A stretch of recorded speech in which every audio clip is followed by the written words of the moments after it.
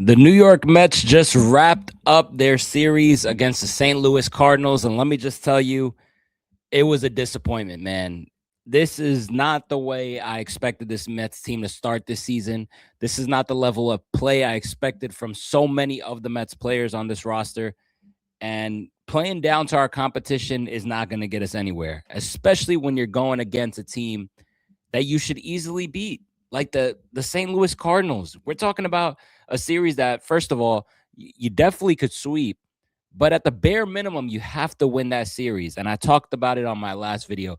You got to be able to take series wins when you can, especially against these low tier teams like the Pittsburgh Pirates, like the St. Louis Cardinals. These are teams that aren't the top guys. Like, you got to take advantage. You know, damn right, every single year.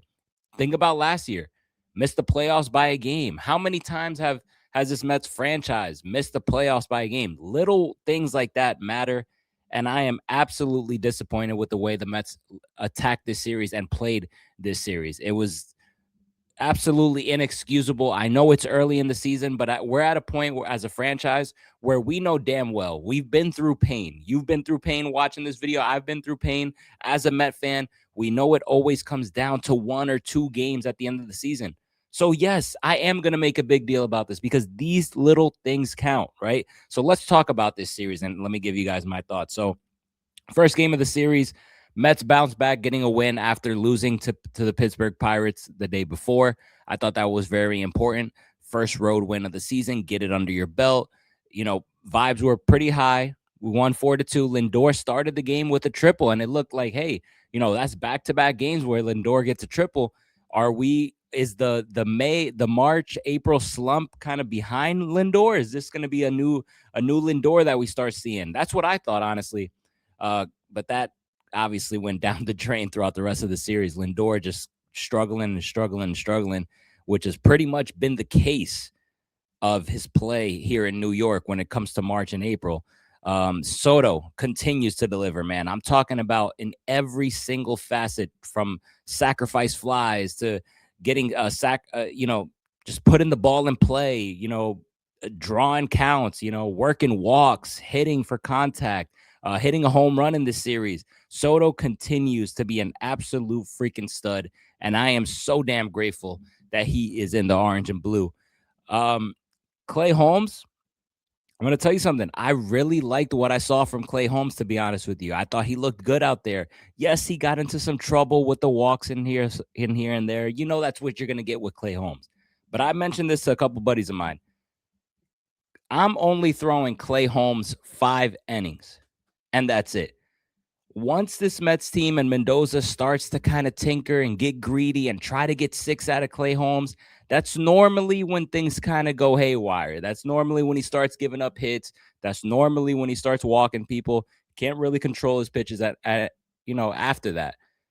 But to be honest with you, you got a guy that used to be a closer and a setup man, right? A guy that pitched 1 or 2 innings, every single day. Now you've converted him to a starter. If that type of player can give you 5 great innings, I think that is awesome. And you just play bullpen after that.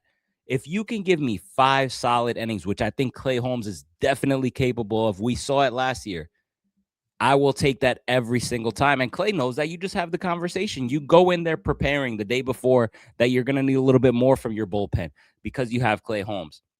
But I feel like we run into cases where we have a great outing through 5 with Clay, and then we push him for 6, and then we always regret it. And these are those things that I'm talking about, right? Where 1 or 2 wins, it's what it all comes down to at the end of the season with this Mets team, time and time again.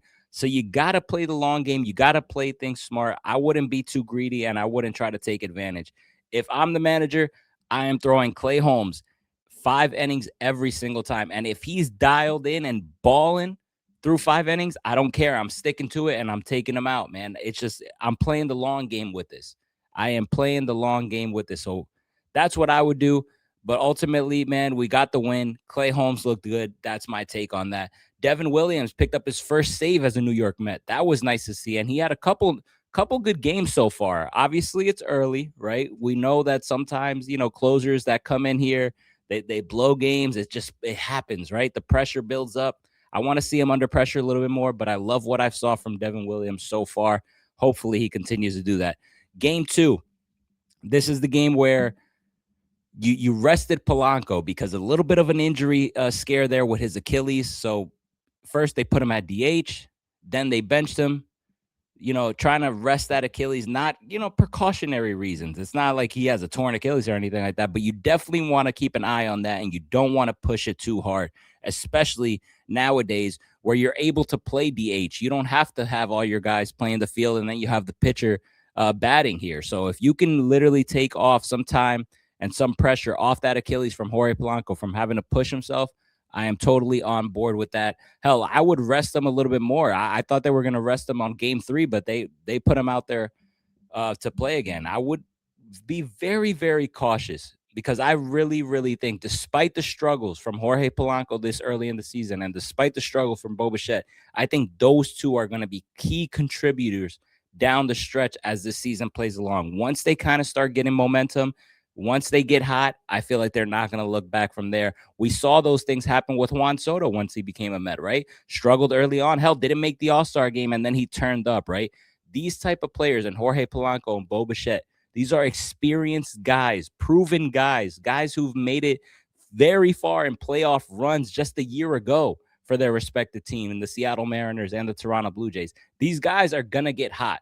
All right. It looks ugly now, but they're going to get hot. So I would be very cautious with the way I kind of tinker with Jorge Polanco and his injury here going forward.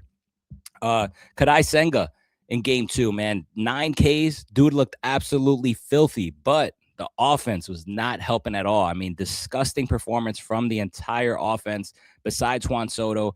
I mean, you got guys leaving runners in scoring position left and right. We saw this last year. It continues to be the story here early on this season.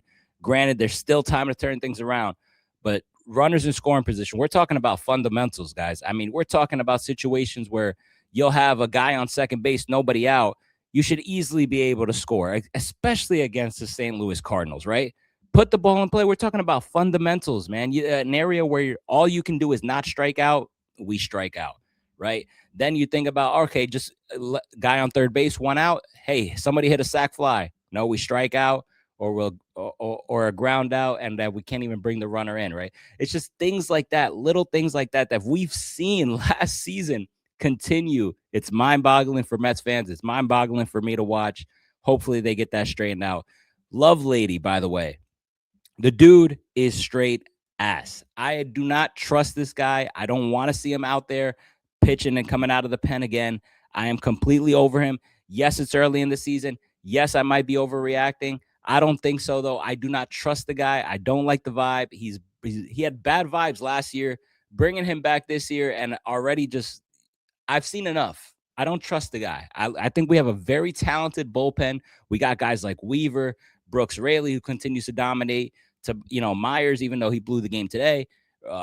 You got plenty of arms out there that are solid that I trust, but Lovelady, absolutely not. He's not the guy.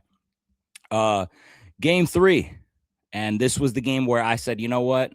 The offense looked bad in game 2, but you got to stack series wins. Win this series. I don't care how you win it. If you win 2-1, if it's ugly, if you win the series, I will put it behind me, but they lost. Lost the series in extra innings, lost this game and lost the series to the Cardinals. I think that is inexcusable, to be honest with you. I think you got to hold this Mets team accountable. You can't just continue to put a Band-Aid on things. You got to call it out. I'm going to call it out. Losing to the St. Louis Cardinals is an absolute embarrassment, all right? Like, these dudes are not that good. They got rid of a lot of their good players. They're not even looking to be good. And you're losing to the St. Louis Cardinals is inexcusable. Lindor, his play has been inexcusable to start. Granted, I know it's been only 2 series and we're fresh into the season, but there's opportunities there. There's plenty of opportunities that he's just leaving on the table. And like I mentioned, runners in scoring position continue to be an issue here for this Mets team. They got to straighten this thing out. Bo Bichette is another one that continues to struggle. He looks awful right now. Luis Robert, hell of a great, he had a great series in the first opening series, but this one, he had plenty of opportunities that he left out there on the table. So he had his chances. Carson Bench also looks bad. Brett Beatty. I mean, the list goes on and on and on. I mean, this Mets offense really has to figure things out. I really thought this road trip was going to be special for Bo Bichette, especially. You saw him get booed by the home crowd in Citi Field. I'm like, okay, maybe he needs a road crowd, a little bit less pressure, but he continues to struggle. Listen, I'm disappointed. I'm disappointed, man. Freddie Peralta, I thought he looked good. Got into a little bit of trouble towards the end of his outing there, but the dude is a freaking ace. I love what I've seen from him. I love his energy. I love what he brings out there on the table. I think he's going to be just fine. But this Mets offense, they got to get it together. And listen, now you got your work cut out for you. Now you're not taking on an easy team, right? You face the Pirates, you face the Cardinals. Right there, you can easily be 6-0, right? Or at least 5-1 at the bare minimum. You're going against a Giants team for 4 games on the road. This Giants team is probably a team that you're going to end up, tiebreaker situations happen or wild card race. The Giants are going to be in that conversation. I mean, they got some talented people in the San Francisco Giants right now. You got Luis Ariz, who's an absolute hitting machine. You got Rafi Devers, who came in the trade with Boston last year. You got Willie Adames over there in San Francisco. San Francisco is a solid team. San Francisco's environment and that stadium is very hard to play in. They're going to pack that place out. So listen, these Mets really got to figure things out, man, because you do not want to fall into a hole this early. And you got teams like Philadelphia and the Atlanta Braves who don't even look that good. This is the time to take advantage of the easy schedule. But the Mets are playing with their food too much. Listen, I hope they figure this out. I think they definitely can. They're capable, right? You look at this team. This team is way better than what we're seeing so far. Hopefully things start to click. Hopefully things start to click for Lindor. Things start to click for Bo Bichette. Things start to click for Jorge Polanco. And hell, maybe Soto's going to start hitting home runs, right? Because he just got one under his belt now. Maybe here's a hot streak coming up. Hopefully. But like I mentioned, you got your work cut out for you. You're going against a San Francisco Giants team, and this is a big series early on this season. 4 games with a team that I believe you're going to be fighting for when it comes to the end of the season from the wild card perspective, right? So very important series. Hopefully the Mets can bounce back. If you could get 3 out of 4, that would be absolutely amazing, and I will be right back in my high horse. I'll take 2-2 split. I definitely don't want to lose a series. I'll take 2-2 at the bare minimum. But if you could get at least 3 out of 4, we're back in business, baby. Let me know what you guys think about the series against the Cardinals and about this upcoming series. Hit the thumbs up button. Subscribe to the channel. Let's go, Mets. I'll catch you guys next time. Peace.